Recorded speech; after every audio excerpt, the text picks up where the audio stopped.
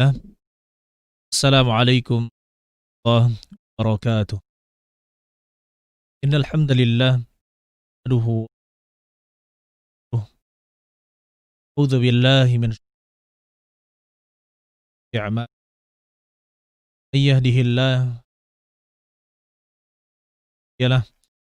Asyhadu an la ilaha illallah, asyhadu anna Muhammadan abduhu. Allahumma shalli ala nabiyyina Muhammad wa ali Muhammad. Shallaita ala Ibrahim wa Ibrahim innaka Hamidum Majid.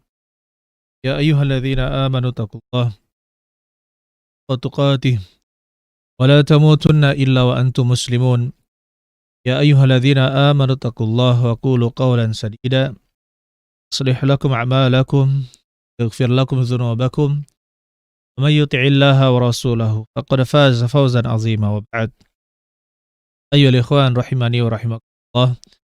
Saudara-saudari sekalian, mudah-mudahan kita semua dirahmati oleh Allah Subhanahu wa taala. Alhamdulillah, Allah Subhanahu wa taala bisa mempertemukan kita dalam dia dakwah yang sekarang kita terhubung dengan Roja Darussalam Palembang, kemudian juga dengan Madinah TV, channel YouTube ada di Prabu Mulih, begitu pula Kunci Kebaikan TV di Pondok Pesantren Darul Quran wal Hadis Timur. Oleh karena itu saudara-saudari sekalian yang mudah-mudahan kita semua dirahmati oleh Allah Subhanahu wa taala. Alhamdulillah, ini merupakan nikmatan yang sangat besar yang Allah Subhanahu wa taala berikan. Dimanapun kita berada, kita bisa belajar. Dimanapun kita berada, kita bisa mengakses internet. Kemudian kita bisa mendapatkan pelajaran dari para guru kita. Dan ini tentunya menjadi hujjah juga atau dalil untuk orang-orang yang diberi kesempatan atau harta untuk belajar tapi dia tidak mau mempelajari ilmu agama Allah Subhanahu wa taala. Saudara pendengar atau pemirsa yang mudah-mudahan dirahmati oleh Allah Subhanahu wa taala. Pada hari ini insyaallah kita akan membahas tentang benci dan cinta karena Allah Subhanahu wa taala. Pada pertemuan lalu sudah kita bahas tentang benci dan cinta karena Allah Subhanahu wa taala itu menjadi suatu kewajiban seorang muslim, benci karena Allah dan juga cinta karena Allah Subhanahu wa taala. Oleh karena itu kita ulangi sedikit pelajarannya pada pertemuan yang lalu atau seri yang lalu. Bahwasanya Ahlussunnah wal Jamaah meyakini tentang wajibnya kita mencintai orang-orang yang beriman, orang-orang Islam, dan juga wajibnya kita tidak mencintai orang-orang yang tidak beriman. Dan ini termasuk lawazim, kelaziman atau keharusan dari persaksian kita asyhadu alla ilaha illallah. Asyhadu alla ilaha illallah. Saya bersaksi bahwasanya tidak ada ilah yang berhak disembah kecuali Allah. Nah, di sini ketika kita menetapkan illallah, kecuali Allah, maka di situ ada juga la ilaha. Tidak ada ilah, tidak ada sembahan yang berhak disembah. Berarti apa? Segala sembahan yang disembah oleh orang-orang kafir, maka itu harus kita jauhi. Tidak hanya menjauhi sembahannya, tapi juga menjauhi orang yang menyembah rob-rob atau ilah-ilah selain Allah Subhanahu wa ta'ala. Saudara-saudara sekalian, Allah Subhanahu wa ta'ala berfirman dalam surat Al-Mumtahanah ayat yang pertama, ya ayyuhalladzina amanu, wahai orang-orang yang beriman, la tattakhidhu aduwwi wa aduwakum awliya. Wahai orang-orang yang beriman, janganlah kalian menjadikan musuhku dan musuh kalian awliya, teman-teman dekat, teman-teman setia, teman-teman pengayom. Tulquna ilaihim bil mawaddah. Kalian melemparkan kepada mereka, maksudnya kalian bersikap kepada mereka bil mawaddah, dengan rasa kasih sayang. Wa qad kafaru bima ja'akum minal haqqi. Padahal mereka sungguh telah ingkar terhadap apa yang datang kepada kalian berupa kebenaran. Jadi orang-orang kafir ini mengingkari apa yang ada di dalam Islam. Maka Allah Subhanahu wa taala melarang kita untuk menjadikan orang-orang kafir sebagai teman yang setia. Saudara-saudara sekalian yang mudah-mudahan kita dirahmati oleh Allah Subhanahu wa taala.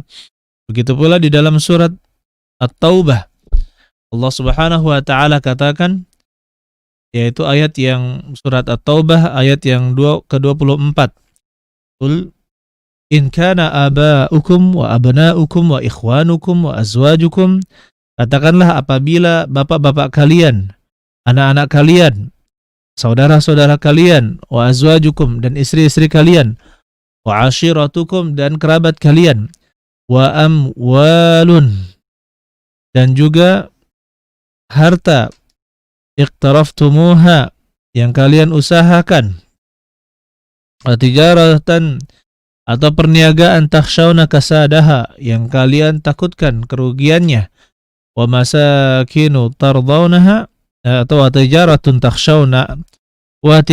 takhshawna kasadaha dan juga perniagaan yang kalian takut kerugiannya, wa masakinu tardawnaha dan juga tempat-tempat tinggal yang kalian ridha dengannya, ahabba ilaikum minallahi wa rasulih, lebih kalian cintai daripada Allah dan Rasulnya, wa jihadin fi sabilih dan juga jihad di jalan Allah, fatarabbasu maka nantikanlah oleh kalian, hatta ya'ti Allahu bi amrih sehingga Allah datang dengan urusannya, wallahu la yahdil qaumal fasiqin, sesungguhnya Allah tidak memberi petunjuk kepada orang-orang yang fasik.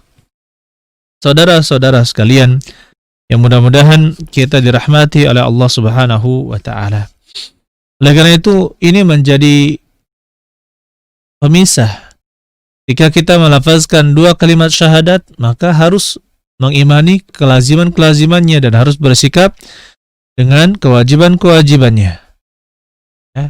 Oleh karena itu, ya ikhwan, kita harus, saudara-saudara sekalian, bapak ibu sekalian, pendengar Radio Roja, Darussalam, Palembang, begitu pula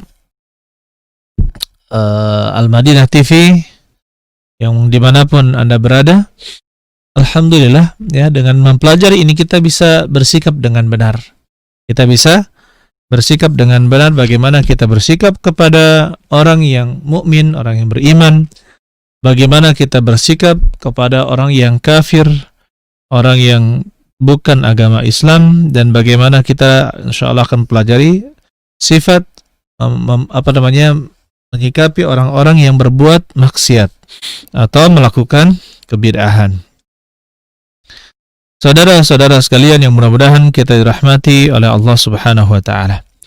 Di dalam surat Al-Maidah ayat yang ke-51 Allah Subhanahu wa taala katakan, ya ayyuhalladzina amanu, wahai orang-orang yang beriman, la tattakhidul yahuda wan nasara awliya. Janganlah kalian menjadikan orang-orang Yahudi dan Nasrani awliya sebagai pemimpin. Ba'duhum awliya'u ba'd, sebagian mereka adalah pemimpin bagi sebagian yang lain. Wa may yatawallahum minkum, barang siapa yang mengangkat mereka di antara kalian, fa innahu minhum, maka sesungguhnya dia termasuk di dalamnya, bagian dari mereka. Innallaha la yahdil qaumaz zalimin, sesungguhnya Allah tidak memberikan petunjuk kepada orang-orang yang zalim. Begitu pula ayyuhal ikhwan rahimani rahimakumullah, di dalam kisah Nabi Ibrahim alaihi salam dalam surat Al-Mumtahanah ayat yang keempat, Allah Subhanahu wa taala katakan, qad kana lakum uswatun hasanatun fi Ibrahim, sungguh telah ada untuk kalian pada diri Ibrahim uswatun hasanah, pelajaran atau suri teladan yang baik, walladzina ma'ahu, dan orang-orang yang bersamanya, idz qalu liqaumihim, ketika mereka berkata kepada kaumnya, inna bura'a'u minkum wa mimma ta'buduna min dunillah, kami berlepas diri dari kalian dan apa yang kalian sembah selain Allah, kafarna bikum, kami ingkar terhadap kalian, وَبَنَا بَيْنَنَا وَبَيْنَكُمُ الْعَدَاوَةُ وَالْبَغْضَاءُ, dan telah tampak antara kami dan kalian al-adawat, permusuhan dan kebencian, abadan, selama-lamanya, hatta tu'minu billahi wahdah, sampai kalian beriman kepada Allah semata. Dan di sini ya ikhwan rahimani wa rahimakumullah, saudara-saudara sekalian, perlu kita ingatkan sehingga mungkin jangan sampai disalahpahami. Di sini ketika kita hidup dengan orang-orang kafir, maka orang-orang kafir yang mengikat perjanjian dengan kita untuk berdamai, begitu pula orang kafir yang dilindungi oleh pemerintah, ya, diberikan jaminan oleh pemerintah, maka orang-orang yang seperti ini tidak boleh kita ganggu. Ya, kita harus memperlakukan mereka dengan baik. Tidak seperti orang yang dihukumi dengan kafir harbi. Kafir harbi itu adalah orang kafir yang diperangi. Tapi sekarang kita lihat ayo ikhwan, ya, kafir harbi sekarang ya tidak ada lagi kita dapatkan di sekitar kita orang yang kafir harbi.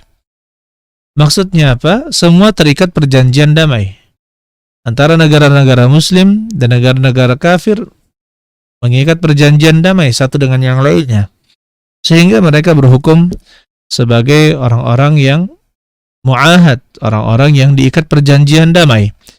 Orang yang mu'ahad atau orang yang seperti ini, ya tidak boleh kita ganggu. Kita harus hargai mereka, kita tidak boleh mengganggu mereka. Nah, tetapi dan kita harus bersikap sebagaimananya, kita harus hidup rukun. Tetapi masalah kecintaan di dalam hati, ya, masalah apakah boleh kita mencintai dia seperti kita mencintai seorang muslim, maka jawabannya tidak boleh. Bahkan walaupun dia adalah orang tua kita sendiri, itu tidak boleh kita cintai di dalam hati kita. Yang ada adalah balas budi. Balas budi. Atau kalau tidak balas budi, maka kita sedang menampakkan akhlak Islamiyah. Kita sedang menampakkan akhlak Islamiyah kepada orang-orang yang tidak beriman agar dia mau masuk ke dalam agama Islam. Dan ini bagian dari dakwah yang diperintahkan oleh Allah Subhanahu wa taala. Saudara-saudara sekalian, yang mudah-mudahan kita semua dirahmati oleh Allah Subhanahu wa taala. Dan di sini yang sangat kita sayangkan, sebagian orang ayyul ikhwan, ya, memiliki keyakinan bahwa seluruh agama itu sama. Mereka mengatakan bahwa seluruh agama itu sama, atau semua agama itu benar. Maka kita katakan ini, ya, pendapat yang sangat salah. Ini adalah pendapat yang sangat salah dan tidak boleh kita ikuti, dan harus kita peringatkan akan bahaya akidah ini. Ya, kenapa? Sangat beda di zaman Nabi sallallahu alaihi wasallam. Kenapa Nabi sallallahu alaihi wasallam berdakwah dan memperingatkan akan bahaya orang-orang kafir, bahaya pemikiran orang-orang kafir, mengajak kepada Islam dan melarang dari kekafiran. Tapi ini kenapa? Karena memang tidak ada agama yang benar kecuali apa? Kecuali Islam. Tidak ada agama yang benar kecuali Islam. Kebenaran itu tidak berbilang. Kebenaran itu hanya pada Islam. Kemudian perlu kita ingatkan juga bahwa di dalam Islam, ya, ada sebagian kecil saja yang mengikuti Islam yang murni. Adapun Islam yang beredar di dunia ini, maka dia banyak yang jauh dari petunjuk Nabi sallallahu alaihi wasallam. Kata Rasulullah sallallahu alaihi wasallam, "Sataftariqu ummati ala 73 firqah." Akan terpecah belah umatku ini menjadi 73 kelompok, kulluha finnar illa wahidah. Seluruhnya berada di neraka kecuali satu. Ya, manhum ya Rasulullah? Ditanya Rasulullah sallallahu alaihi wasallam, siapakah mereka? Ya Rasulullah, man kana ala mithli ma ana alaihi yauma wa ashabi. Mereka adalah orang yang semisal denganku pada saat ini dan juga para sahabatku. Dan ini menunjukkan ya ikhwan tentang kalau ingin mempelajari Islam, ya, maka pelajari Islam yang benar-benar datangnya dari Nabi sallallahu alaihi wasallam, bukan Islam yang dibangun di atas budaya atau Islam yang terpengaruh dengan budaya, tidak, tetapi Islam yang murni yang berasal dari Nabi sallallahu alaihi wasallam.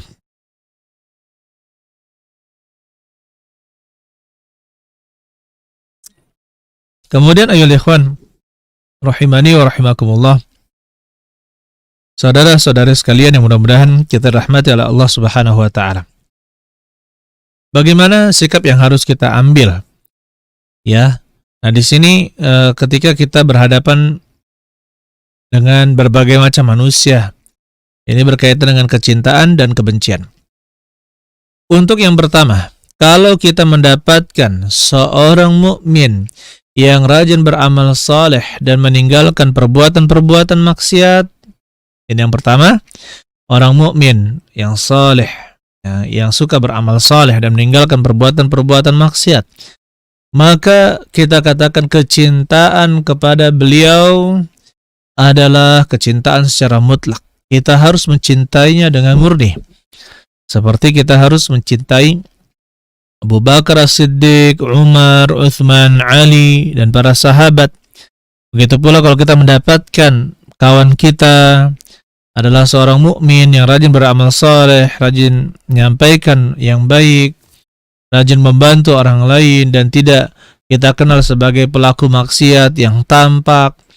Dia terlihat sebagai orang yang baik, ucapannya juga sopan, begitu pula akhlaknya mulia, tutur katanya sangat indah. Maka kita katakan kecintaan kita kepada beliau adalah kecintaan yang harus secara mutlak kita berikan. Baik. Kemudian yang kedua, ayolah ikhwan, kecintaan boleh masalah orang kafir. Bagaimana orang-orang kafir? Seluruh orang kafir dipukul rata. Seluruh orang kafir dipukul rata, yaitu tidak boleh mencintainya, dan kita harus membenci di dalam hati kita secara mutlak. Ya, kita harus membencinya secara mutlak. Ingat ayolah ikhwan, saya sudah ingatkan pada pertemuan lalu dalam kajian pekan lalu bahwa kalau sebagian kaum mukminin ya mencintai orang-orang kafir, ingat mereka tidak mencintai orang mukmin. Ini telah dikatakan oleh Allah Subhanahu wa taala di dalam surat Al-Baqarah, "Walan tardha 'ankal yahudu walan nasara." Ya. Dan tidak akan ridha kepadamu orang-orang Yahudi dengan orang-orang Nasrani. Hatta tattabi'a millatahum, sampai kamu mengikuti agama mereka. Inna hudallahi wal huda, sungguhnya petunjuk Allah adalah sebenar-benar petunjuk. Jadi walan tardha, tidak akan ridha. Jadi kalau kita mendapatkan ahli kitab, yaitu Yahudi dan Nasara, maka kita akan dapatkan mereka adalah orang yang sangat tidak senang dengan agama Islam dan kaum muslimin. Begitu pula orang-orang musyrik. Orang-orang musyrik juga sangat membenci kaum muslimin. Kita peringatkan ya ikhwan, mereka sangat membenci kita. Walaupun tidak ditampakkan, tapi mengapa kita di dalam hati kita, ya kita merelakan akidah kita untuk mencintai orang-orang yang seperti itu. Coba kita lihat ayolah ikhwan mengenai orang tua. Dan ini sering ditanyakan. Di dalam surat Luqman ayat yang ke-15, wa in ja'aka 'ala an tusyrika bi ma laysa laka bihi ilm. Apabila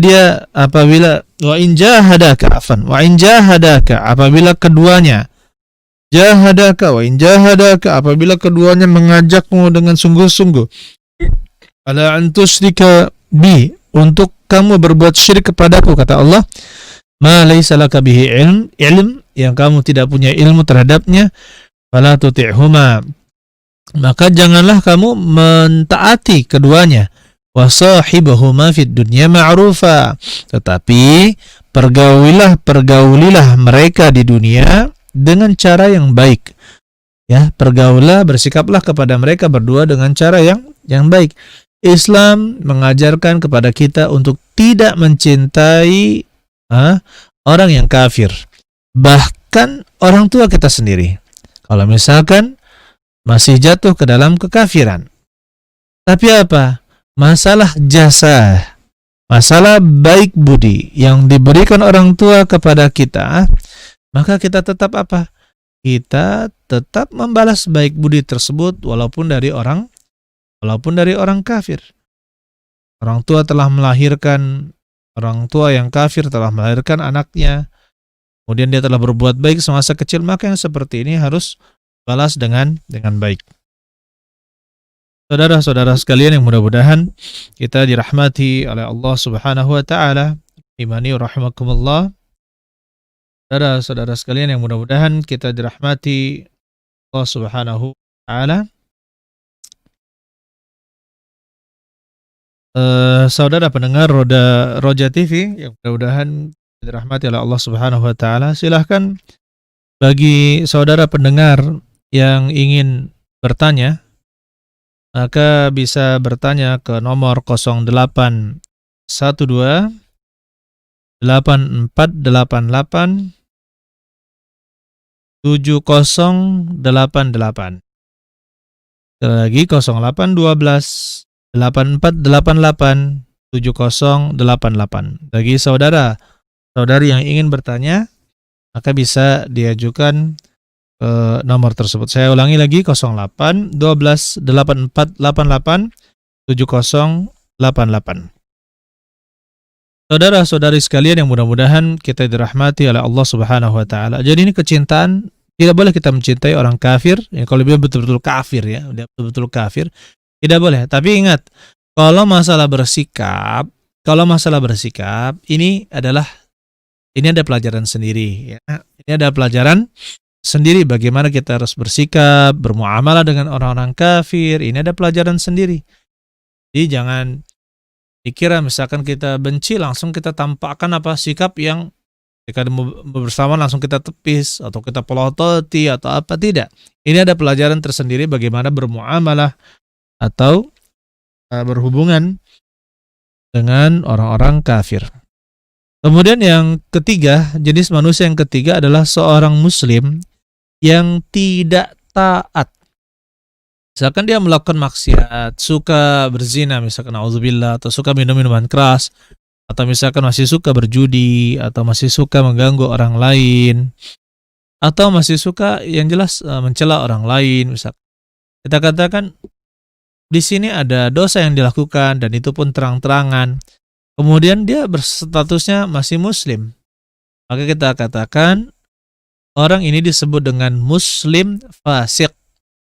Muslim fasik, orang yang muslim tapi dia fasik. Maka apa yang kita lakukan ayolah ikhwan menyikapinya? Maka kita katakan kita mencintainya karena pondasi keimanannya. Sebagai seorang muslim, kita ini selama dia memiliki pondasi keislaman, maka kita harus menganggapnya sebagai saudara. Sebagai saudara yang kita cintai karena keimanannya.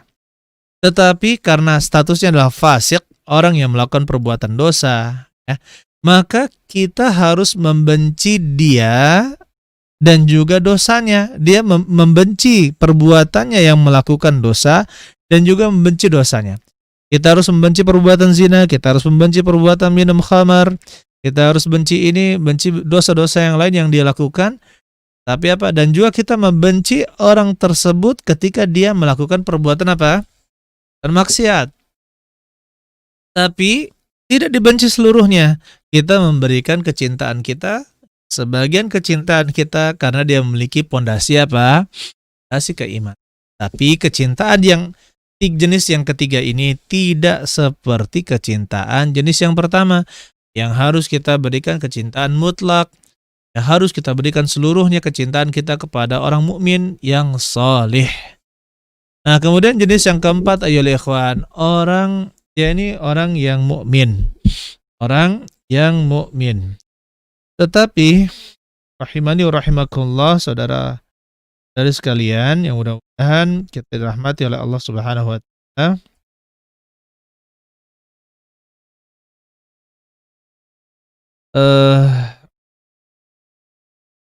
Yang jenis keempat adalah seorang muslim yang dia itu masih muslim tetapi dia melakukan kebid'ahan atau melakukan amalan-amalan yang menyimpang dan amalan bid'ah.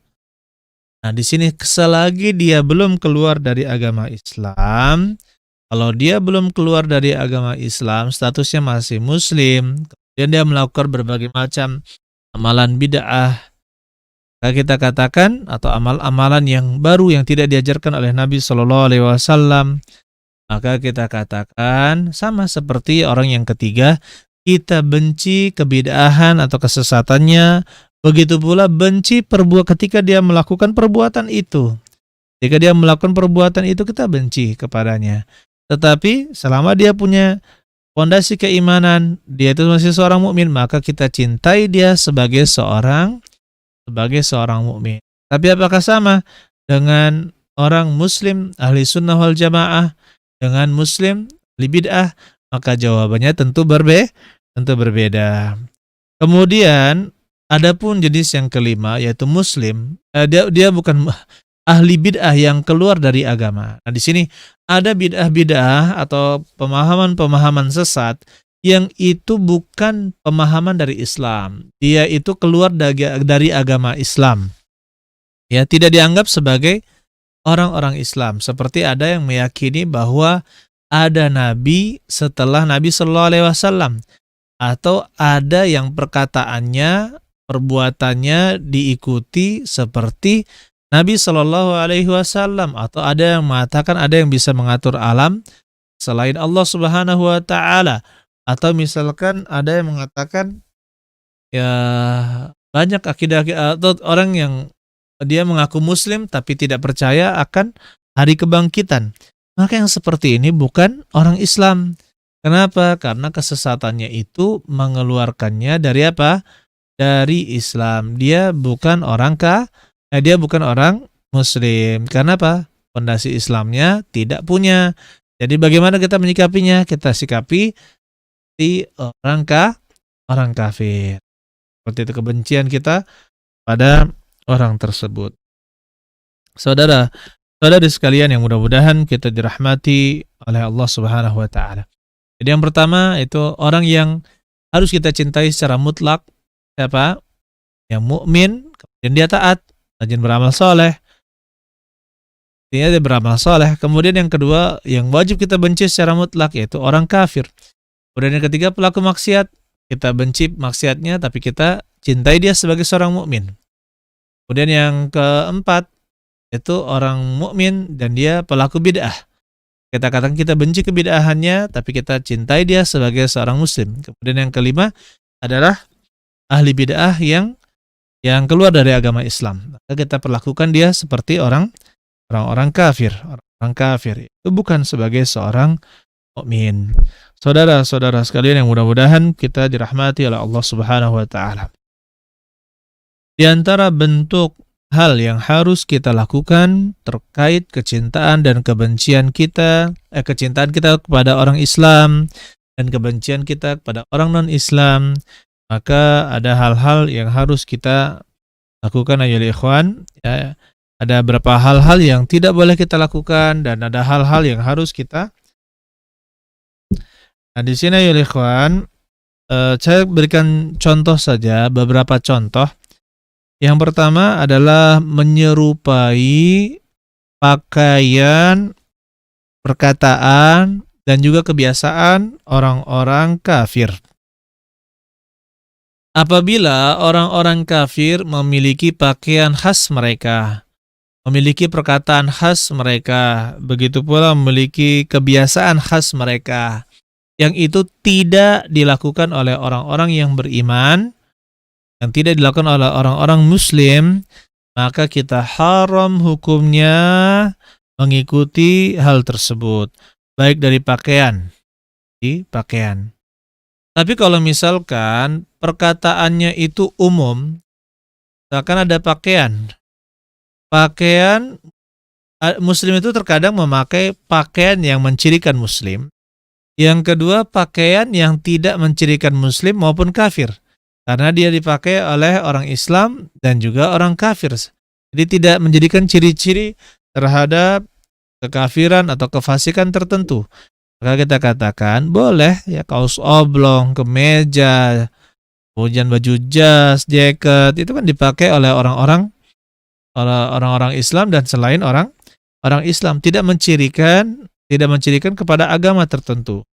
Tapi kalau misalkan ada peci yang sedikit ini ya, seperti tempurung kelapa, sangat kecil, atau misalkan pakai pakaian khusus orang-orang non-muslim, ya, atau pakai atribut-atribut orang-orang non-muslim, maka kita katakan itu tidak boleh karena menjadi ciri-ciri khusus mereka. Kata Rasulullah SAW, "Man tashabbaha biqaumin fahuwa minhum." Barang siapa meniru suatu kaum, maka dia termasuk golongan kaum tersebut. Begitu pula yulekhan kalau misalkan ada adat-adat kebiasaan yang tidak ada adat tersebut dalam Islam dan juga tidak dilakukan oleh orang Islam. Contohnya misalkan ada festival-festival yang itu tidak dilakukan oleh orang-orang Islam. Kemudian dan juga tidak ada dalam syariat Islam festival-festival tersebut. Maka kita katakan yang seperti itu festival yang tidak ada dalam Islam. Tidak boleh kita lakukan. Dia ya kerap ya berhubungan dengan perbuatan-perbuatan maksiat, apalagi diadakan oleh orang-orang kafir untuk merayakan ya fulan atau Tuhan ini, patung ini, patung itu. Maka ini tidak diperbolehkan.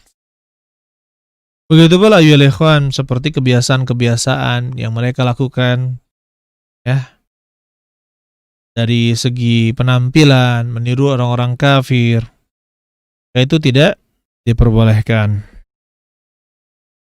Begitu pula kalau misalkan ada apa namanya ya, bahasa-bahasa yang tidak digunakan oleh orang-orang Islam, jadi bahasa khusus untuk orang-orang non-Islam, maka kita katakan tidak boleh juga meniru-niru bahasa tersebut kecuali ada hajat, kecuali ada keperluan. Kemudian ayyuhal ikhwan rahimani wa rahimakumullah, di antara bentuk cinta karena Allah dan benci karena Allah adalah tinggal di negeri kaum muslimin dan tidak pindah dari negeri kaum muslimin. Nah, di sini harus kita perhatikan, banyak sekarang orang berbangga-bangga ke negara Eropa, berbangga-bangga ke negara negara besar ya, negara berkuasa, berbangga-bangga. Contohnya sekarang di Eropa kita dapatkan banyak ya di orang-orang Islam yang tidak terpakai di negerinya, di negeri Indonesia misalkan, dia pindah ke negeri kafir. Banyak orang kafir dan sangat sulit untuk melaksanakan syariat Islam di dalamnya. Maka kita katakan ayyuhal ikhwan rahimani wa rahimakumullah, saudara-saudari sekalian yang mudah-mudahan kita dirahmati oleh Allah Subhanahu wa taala. Tidak boleh kita pindah hijrah ke negeri-negeri kafir. Alhamdulillah untuk Indonesia, ini adalah negeri kaum muslimin. Banyak kaum muslimin yang tinggal di negara Indonesia, lebih dari 80%. Dan alhamdulillah tidak ada pelarangan dari pemerintah untuk mengamalkan syariat Islam. Kita bisa mengerjakan sholat berjamaah, mengumandangkan azan, kemudian kita bisa haji, umrah, pakai jilbab bagi wanita, dan memakai pakaian-pakaian syar'i, bisa berpuasa, bisa mengamalkan amalan-amalan yang lain. Alhamdulillah kita hidup di negara kaum muslimin. Oleh karena itu jangan kita pindah ke negeri-negeri yang tidak jelas, apalagi negeri-negeri minoritas kaum muslimin dalamnya, maka tidak diperbolehkan kita ke sana. Oleh karena itu kita anjurkan ya ikhwan, kalaupun mau bekerja menjadi tenaga kerja luar negeri, maka bekerjalah di negeri-negeri kaum muslimin yang membutuhkan tenaga kita. Jangan pergi ke negeri-negeri kafir, ya, negeri-negeri kafir atau sangat sedikit kaum musliminnya. Sampai saya ada suatu negara gitu ya, memang tempat tujuan belajar di dunia ini, daerah Asia. Justru ketika disurvei yang jumlah kaum musliminnya yang paling banyak adalah mahasiswa dari Indonesia. Jumlah kaum musliminnya sangat sedikit sekali. Dan kita katakan ayo ikhwan, Apakah boleh kita bersafar ke negeri-negeri yang kafir? Jawabannya boleh dengan 3 persyaratan. Yang pertama, ada hajat yang sangat. Hajat sulit berlepas dari hajat ini, seperti kita ada yang belajar ilmu kedokteran yang tidak didapatkan di negeri kaum muslimin, atau ilmu tentang atom dan sebagainya, kimia atau mikrobakteri dan yang lainnya yang tidak bisa kita dapatkan dengan mudah di negara kita. Nah, kita pergi ke sana untuk mempelajari itu untuk manfaat kaum muslimin, memberikan manfaat kepada kaum muslimin. Ini yang pertama, ada hajat, atau untuk berdagang, adakan barang-barang yang tidak ada di negara kita, kita memerlukan barang itu diimpor ke negara kita. Itu ada hajat yang pertama. Yang kedua, harus ada kuwatul iman, kekuatan iman. Yang ini akan menolak seseorang dari syahwat. Jika di negeri kafir, tahulah sendiri, negeri kafir itu luar biasa. Maksiatnya di mana-mana. Maksiatnya di mana-mana. Kemudian yang selanjutnya, yang ketiga, memiliki kuwatul ilm, kekuatan ilmu yang bisa menangkal dari syubhat. Ada orang kafir menyerang kita dengan hujjah tentang agama kita, maka kita bisa membantah, kita bisa memberikan jawaban yang tepat untuk membela agama kita dan membela keyakinan kita. Kemudian syarat yang keempat, tidak ditemukan di negeri kaum muslimin. Apabila kita masih mendapatkannya di negeri kaum muslimin, maka tidak boleh kita pergi ke sana. Saudara-saudari sekalian yang mudah-mudahan kita dirahmati oleh Allah Subhanahu wa taala. Kemudian di antara bentuk benci karena Allah dan cinta karena Allah, nah ini kita perlu ingatkan, tidak boleh bersafar. Tidak boleh bersafar ke negeri-negeri kafir. Contohnya saya pernah ketika, saya ingat sekali waktu itu acara pernikahan saya. Ada seorang bapak-bapak tua, ya, berjenggot juga, sudah tua, sudah lama ngaji juga. Ini kita ingatkan. Ketika beliau, Ustadz, dengan bangganya dia berkata, Ustadz, saya alhamdulillah baru pulang dari Eropa. Kapan Pak? Sekitar sekian lama, tidak lama ya, 2 minggu atau berapa minggu yang lalu katanya. Saya langsung husnuzon dulu, kita harus baru husnuzon dulu. Saya katakan, Bapak berobat di sana atau tidak katanya. Bapak berdagang di sana? Enggak juga. Saya jalan-jalan, subhanallah. Hanya jalan-jalan menuju negeri apa? Menuju negeri kafir. Maka hukumnya tidak diperbolehkan. Dan alhamdulillah ya ikhwan rahimani wa rahimakumullah, cukuplah kita di Indonesia ini. Tempat-tempat wisata itu luar biasa. Dari langit sampai ke dalam bumi. Itu ada wisatanya, tidak perlu kita jauh-jauh ke luar negeri. Dari yang sifatnya gunung dan juga angkasa. Begitu pula yang sifatnya pegunungan, kemudian dataran datar dan sebagainya. Tempat-tempat wisata lengkap ada di Indonesia. Ngapain kita perlu pergi ke negeri tersebut? Begitu pula di Indonesia, jangan pergi ke negeri yang banyak orang kafirnya, atau ke pulau yang banyak orang kafirnya. Pergi ke yang banyak pulau kaum musliminnya. Ya. Pergi ke pulau yang banyak kaum musliminnya. Sehingga ya ikhwan, ya kalau memang betul ingin refresh ya, kembali menyegarkan diri atau wisata, ya kita katakan ini adalah satu yang mubah, asal jangan terlalu sering sehingga melalaikan. Kemudian ayo ikhwan rahimani wa rahimakumullah, begitu pula hal yang harus kita lakukan terkait dengan kecintaan kita kepada Islam dan kaum muslimin adalah selalu mendukung dan menolong Islam dan kaum muslimin. Begitu pula tidak membantu orang-orang kafir dan juga agama lain. Ini tidak boleh kita bantu.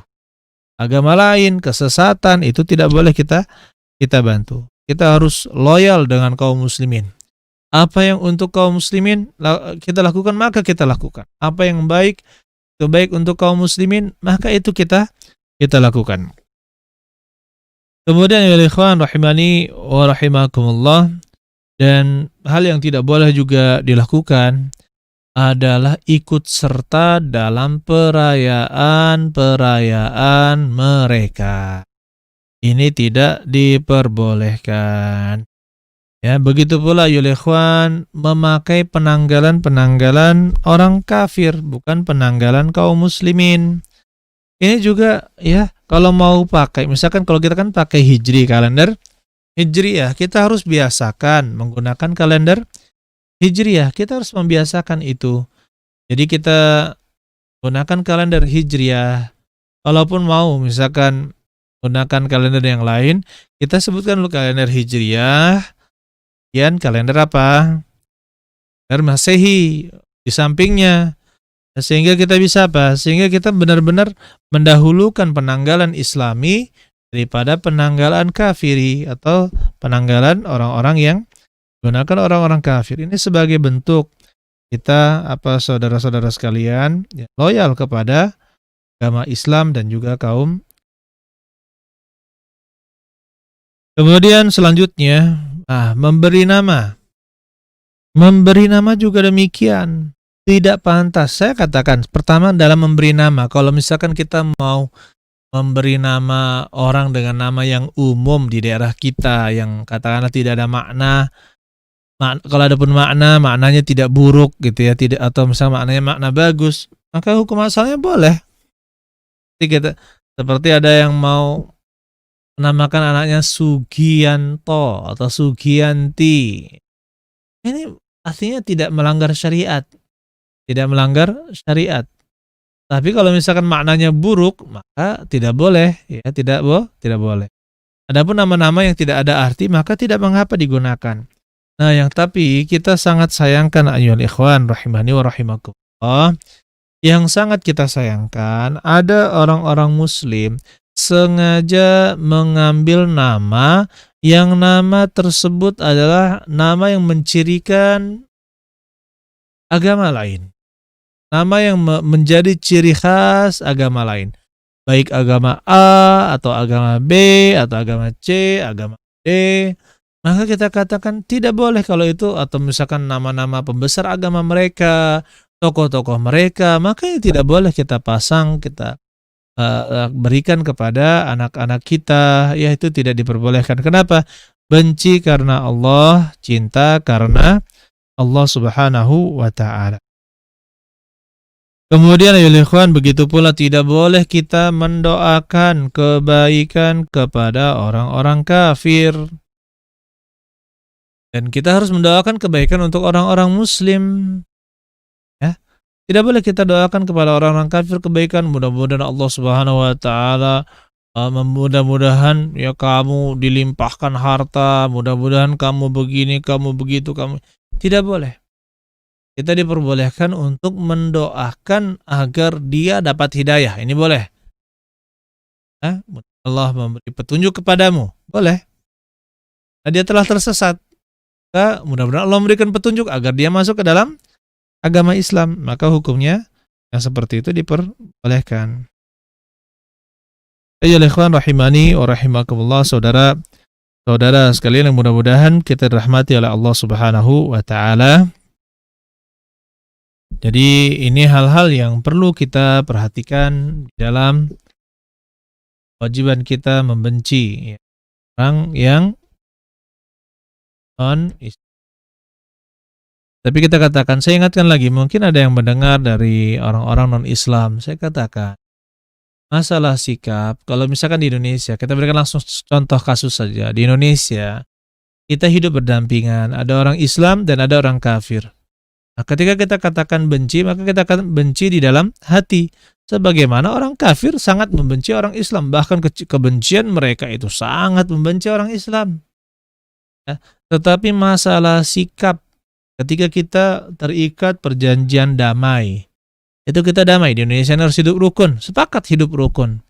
Maka tidak boleh satu mengganggu yang lain, satu menzalimi yang lain, tidak boleh. Di dalam Islam dikenal juga di zaman Nabi SAW ada yang namanya kafir zimmi. Itu kafir yang di bawah naungan ya orang-orang Islam.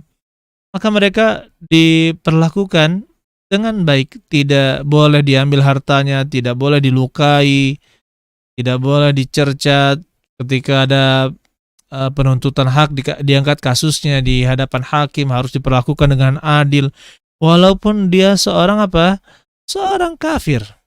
Tapi kenapa? Kan dia sudah tunduk dan ikut dengan aturan kaum muslimin, maka dia harus apa? Harus diperlakukan dengan sesuai aturan. Begitu pula ada juga orang kafir yang mu'ahad, yang terikat perjanjian. Demikian juga di zaman Nabi SAW ada orang-orang Yahudi. Orang-orang Yahudi, mereka terikat perjanjian, harus misalkan ada yang menyerang, harus saling membantu. Ketika di Madinah tidak boleh saling mengganggu. Tapi ternyata mereka ketika kaum muslimin diserang dalam perang Ahzab, jumlah yang sangat banyak sampai ribuan orang dari orang-orang musyrik menyerang kota Madinah. 10.000 suatu luar biasa ya dahulu. Kan Nabi SAW sekitar 3.000-an dan pasukannya. Ternyata orang-orang Yahudi ini menyerang dari belakang. Menyerang dari belakang. Akhirnya mereka ternyata berkhianat. Maka diperlakukan sebagai orang-orang yang kafir harbi, kafir yang diperangi. Jadi ini masalah yang berbeda ya. Kita katakan benci itu masalah keyakinan. Adapun masalah sikap, bagaimana kita menyikapi orang-orang kafir yang ada di sekitar kita ini sekarang dengan kasus sekarang ini, maka kita katakan kita masih terikat perjanjian damai untuk hidup rukun, ya, untuk hidup bersama, tidak saling mengganggu, harus saling toleran. Maka kita katakan kita seperti itu juga, tapi bukan berarti ketika orang ini sedang mengadakan perayaan kita nimbrung ke sana, yang iya. Kemudian ada yang misalkan agama non ikut ke acara kita, kemudian kita apa? Ikut seperti itu, maka tidak, kita katakan tidak, ayo ikhwan. Kecuali niat kita dia ikut untuk mendapatkan hidayah. Allah alam bisawab. Jadi ini masalah benci dan cinta karena Allah penuh dengan kelaziman atau keharusan. Saya ulangi lagi, saya berikan kesempatan kepada saudara pendengar atau pemirsa yang ingin bertanya, bisa bertanya ke nomor 0812 8488 7088 7088 ya ujungnya. Pertanyaan yang pertama, Assalamualaikum Ustadz. Waalaikumsalam. Saya tinggal di rumah orang tua. Sering didatangi oleh saudara kandung saya yang murtad. Bahkan mempengaruhi ibu saya yang mu'allaf untuk kembali ke agama lamanya, yaitu Nasrani. Saya serba salah, mengusirnya tidak mungkin, bersikap keras, juga saya takut malah menjelekkan citra Islam di depan ibu saya. Apa yang harus saya lakukan? Baik, kalau seperti ini, yang kita lakukan adalah memberikan pengaruh positif yang lebih besar kepada orang tua kita. Dan alhamdulillah kalau misalkan seperti ini, ya, sudah masuk Islam, jadi seorang mu'alaf, Allah Subhanahu wa taala berikan keistiqomahan. Kemudian untuk ibu, kalau misalkan dia mempengaruhi, misalkan 1 kali, maka saudara mempengaruhi 100 kali. Dia mempengaruhi 5 kali, saudara pengaruhi 500 kali. Ya, dan coba tunjukkanlah kepada ibu atau orang tua keindahan-keindahan dalam Islam. Itu sangat banyak sekali, dan dari dulu saya ingin mencatat atau buat buku tentang keindahan-keindahan Islam. Mudah-mudahan wafat saya bisa menyelesaikannya insyaallah. Sangat banyak sekali dari Al-Quran yang tidak bisa dirubah. Ya, kalaupun ada yang merubahnya pasti ketahuan dan tidak bisa dirubah oleh manusia. Ada yang merubahnya pasti ketahuan, ini bukan Al-Quran. Pasti mengatakan seperti itu. Kemudian dari hadis Nabi SAW yang diriwayatkan dengan jalur-jalur, ini keindahan Islam semuanya, yang tidak dimiliki oleh orang-orang lain. Keindahan Islam seperti saya tadi bercerita dengan teman di mobil. Jadi ada orang masuk Islam itu terpaksa karena dia nikah dengan ingin menikahi seorang gadis, jadi dia harus jadi agama Muslim. Kita dikatakan di dalam Islam itu katanya ada akhlak yang lebih mulia dari hanya sekedar bersedekah. Ada yang namanya ithar. Ithar itu mendahulukan kepentingan orang lain daripada kepentingan diri sendiri. Ini adalah tingkatan yang sangat tinggi dalam Islam. Saya baru dengar itu. Saya baru dengar itu katanya. Jadi ini dia kaget jika di Islam itu ada akhlak yang seperti itu. Tapi kenapa kaum muslimin tidak melakukannya? Ya karena apa? Jawabannya sangat ringkas. Pertama, mereka malas belajar, tidak mau belajar. Yang kedua, Pak, pelajaran seperti itu tidak didapatkan kecuali orang yang sungguh-sungguh apa? Mau menuntut ilmu. Ya, jadi inilah yang membuat citra Islam itu rusak karena apa? Orang-orang Islam menjauhi agamanya sendiri. Jadi intinya untuk saudara yang bertanya yang tidak ada asalnya di sini, ya saya katakan kalau dia memberikan saudara tersebut yang murtad memberikan 2 pengaruh, balaslah dengan 100 kali lipat pengaruh kepada ibu, kemudian sebutkan keindahan-keindahan Islam, apa yang saudara dapatkan dari keindahan Islam, langsung sampaikan kepada ibu tersebut. Kemudian Ustadz, bagaimana dengan teman yang suka tawasul, minta-minta maksudnya di kuburan wali dengan perantara wali, apakah masih dianggap muslim atau dan masih berhak kita cintai? Ayyuhal ikhwan rahimani wa rahimakumullah. Nah, di sini mengenai orang yang datang bertawasul, menjadikan kuburan, orang yang di kuburan sebagai perantara, maka perlu kita ingatkan, di zaman Nabi Shallallahu Alaihi Wasallam, di zaman ada Abdullah bin Abbas yang menyebutkan bahwa kesyirikan pertama kali terjadi di zaman Nabi Nuh alaihi salam, itu awal mulanya ada orang-orang saleh yang sudah meninggal, kemudian dibangunkan sejenis patung-patung atau batu-batu diletakkan di sana.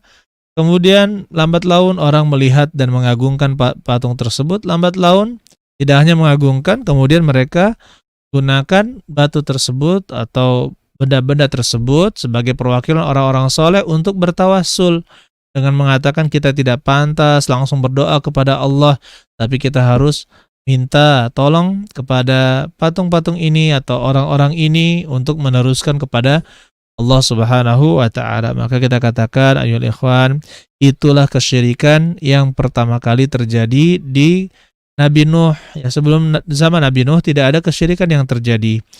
Tapi ketika zaman Nabi Nuh alaihissalam, di situ muncullah kesyirikan pertama kali. Kesyirikan pertama kali yaitu apa? Bertawasul dengan orang-orang soleh yang sudah meninggal. Jadi tidak ada perbedaan kalau dalam bentuk kuburan kah, atau patung kah, atau foto kah, semuanya sama. Karena dia seperti yang dikatakan oleh Abdullah bin Abbas tersebut. Kemudian mengenai orang yang datang ke kuburan, maka di sini tidak bisa juga kita katakan langsung dia seorang musyrik, tidak. Karena ada orang yang datang ke kuburan itu ada 3 tujuan secara umum. Yang pertama, meminta kepada penghuni kubur langsung, kemudian dia sampaikan kepada Allah, maka ini tidak boleh. Adapun yang kedua, orang yang hanya mengatakan bahwa ini hanya sebagai perantara saja. Ini hanya sebagai perantara saja, kita dekat di sini, berdoa di sini, ya. Ini lebih dekat dengan Allah tanpa meminta kepada penghuni kubur tersebut. Maka kita katakan ini jatuh kepada tidak sampai mengeluarkan seorang dari agama Islam, tapi dia melakukan perbuatan yang bid'ah atau hal baru dalam agama. Statusnya masih muslim kalau yang seperti ini, tapi dengan syarat dia tidak meminta kepada penghuni kubur tersebut. Dia hanya menjadikan ini lebih utama. Saya baca usaha sering kita dapatkan, dia katakan saya membaca di sini lebih utama daripada saya di masjid. Saya berdoa di sini lebih utama daripada berdoa di masjid. Maka kita katakan ini tidak kafir. Adapun yang ketiga itu orang yang hanya sekadar ingin tahu apa yang dilakukan hanya sekadar berkunjung biasa saja, ingin mengetahui apa yang dilakukan orang-orang di sana. Maka kita katakan ini adalah hal biasa yang tidak sampai jatuh ke dalam kesyirikan. Pertanyaan yang selanjutnya, yang ketiga. Assalamualaikum, waalaikumsalam. Maaf mau bertanya, soalnya ada kelompok di Palembang mengaku sebagai ahli sunnah tapi selalu menjelek-jelekan radio dan TV Roja serta ustadznya. Saya bingung yang mana yang benar, tolong bantu saya memahaminya. Pertama, ayyuhal ikhwan rahimani wa rahimakumullah, eh, apapun radionya, apapun TV-nya, maka kita katakan, ayyuhal ikhwan, kita tidak berpacu pada itu. Kita tidak terpacu pada itu. Atau tidak menjadikannya sebagai standar suatu kebenaran atau tidak. Yang menjadi kebenaran, standar kebenaran adalah Al-Quran dan hadis Nabi SAW. Kemudian bagaimana memahaminya? Sesuai dengan pemahaman salafus saleh. Itu orang-orang yang terdahulu untuk terjaga pemahaman yang benar tentang Al-Quran dan juga hadis-hadis Nabi SAW. Bukan dengan perkataan orang per orang. Dan saran saya untuk saudara yang bertanya adalah tidak perlu sibuk dengan hal-hal yang seperti itu, tetapi teruslah banyak belajar dengan banyak belajar dari Al-Quran dan Al-Hadis dengan bimbingan para ustadz, insya Allah akan jelas yang mana yang telah melakukan kesalahan, mana yang tidak. Dengan demikian, dengan banyak belajar, terutama kaidah-kaidah, ilmu tafsir, ilmu hadis dan sebagainya, maka insya Allah semakin jelas mana yang benar, mana yang hanya sekadar memfitnah, ya. Dan kita katakan ayyuhal ikhwan, mana yang mengikuti hawa nafsu walaupun dia menggunakan dalil dari Al-Qur'an dan As-Sunnah tapi ternyata tidak dibimbing oleh para ulama, ya, para ulama senior. Allah alam bissawab. Kemudian izin bertanya, saya dari keluarga yang liberal yang menganggap semua agama sama baiknya. Tapi sejak mengenal sunnah, saya yakin bahwa hanya Islam yang baik dan terbaik. Doakan saya Ustadz agar saya bisa teguh megang agama ini di tengah keluarga saya yang liberal. Allahumma tsabbitna fid din. Ya muqallibal qulub, tsabbit qulubana ala ta'atik. Ya muqallibal qulub, sarrif qulubana ala dinik, ala ta'atik. Kita minta selalu kepada Allah Subhanahu wa taala agar Allah mengokohkan hati kita ini. Dan kita doakan ya kepada semuanya, kita doakan mari yang mendengar juga agar saudara kita ini yang diuji dengan keluarga yang liberal yang mengatakan semua agama itu sama baiknya agar bisa kokoh di dalam Islam dan juga sunnah dan terus bisa mempelajari dan kita doakan juga agar keluarganya juga bisa ya mengikuti petunjuk yang benar dari Al-Quran dan As-Sunnah. Kemudian ada pertanyaan lagi, saya yang bertanya, saya diajak rekreasi bersama se-RT ke pulau Kemaro. Di sana, pulau yang di Palembang itu ya. Di sana ada kelenteng tempat ibadah orang yang non-Islam. Bolehkah saya ikut? Jawabannya jangan. Kalau hanya ingin rekreasi, maka jangan ke sana. Karena tujuannya ke sana adalah berkunjung kepada tempat ibadah. Maka kita katakan tidak perlu ke sana. Ya kalau mau lihat cukup lihat dari jauh. Oh kayak gitu. Kan seperti itu. Tidak perlu menyeberang pulau. Ya kecuali misalkan ya saudara adalah seorang da'i yang ingin mempelajari kesesatan-kesesatan untuk membantah. Maka kita katakan ini lain halnya. Tapi kalau misalkan tidak ada kebutuhan hanya sekedar refresh untuk wisata, pengen tahu saja sekedarnya, maka kita katakan jangan. Jangan. Kemudian ini ada pertanyaan yang terakhir. Assalamualaikum Ustaz. Waalaikumsalam. Bagaimana hukumnya memberikan pinjaman serta memberikan waktu luang untuk melunasi pinjaman tersebut kepada orang kafir? Apakah mendapatkan pahala atau tidak? Yang pertama, memberikan pinjaman boleh. Hukum bermuamalah dengan orang kafir terhadap harta, berkaitan dengan harta, itu diperbolehkan.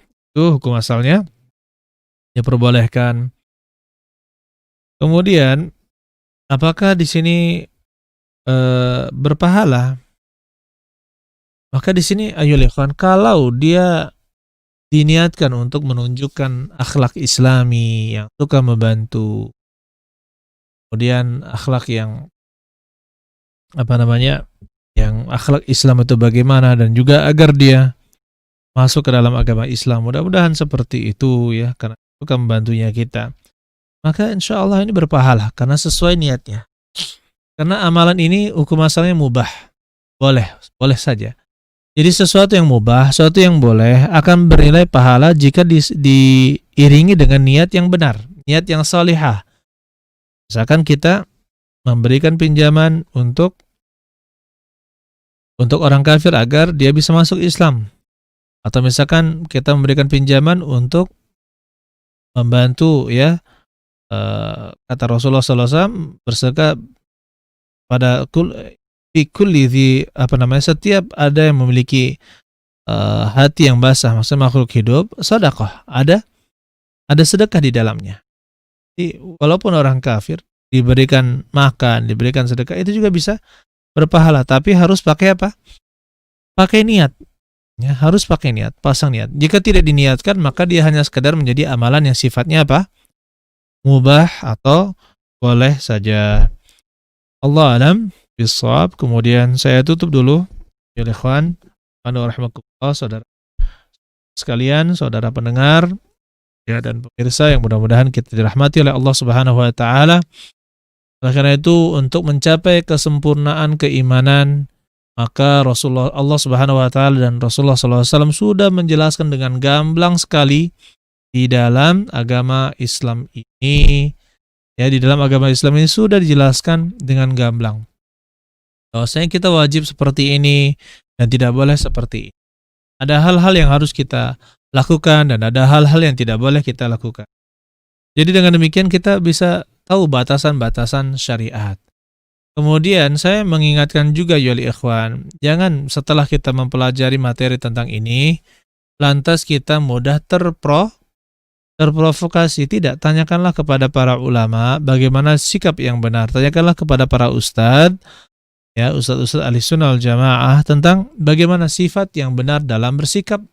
Hadapi misalkan ada gejolak-gejolak atau provokasi-provokasi yang tidak jelas, maka tanyakanlah kepada para ustadz bagaimana sikap yang benar dalam menghadapinya. Jangan sampai ada kerusuhan, kita bela Islam, tapi sebenarnya itu bukan bela Islam, justru malah menjelek-jelekkan orang Islam. Ini bahaya ini. Seperti mengingkari kemungkaran, menghancurkan tempat-tempat ini, tempat-tempat itu, orang ketakutan. Kemudian tidak ada izin dari pemerintah untuk melakukan hal tersebut, membuat teror-teror baru. Maka kita katakan hati-hati yang seperti ini. Kita punya pemerintah yang sah, yang harus melakukan itu. Ya, bukan tugas kita untuk melakukan itu, kita serahkan kepada pemerintah. Adapun kalau misalkan pemerintah membiarkannya, tidak mengambil tindakan, maka itu akan ditanya oleh Allah Subhanahu wa taala tentang apa yang pemerintah lakukan jika tidak menjalankan sesuai apa yang diinginkan oleh Allah Subhanahu wa taala. Allah alam bisawab. Saya cukup. Wafikum jami'an. Dan saya ucapkan terima kasih kepada tim Kunci Kebaikan TV yang ada di Pondok Pesantren Darul Quran wal Hadits Oku Timur, itu Martapura. Kemudian juga tim Roja Darussalam Palembang, dan juga Al-Madinah TV Prabu Mulih. Barakallahu fikum jami'an wa jami'il muslimin.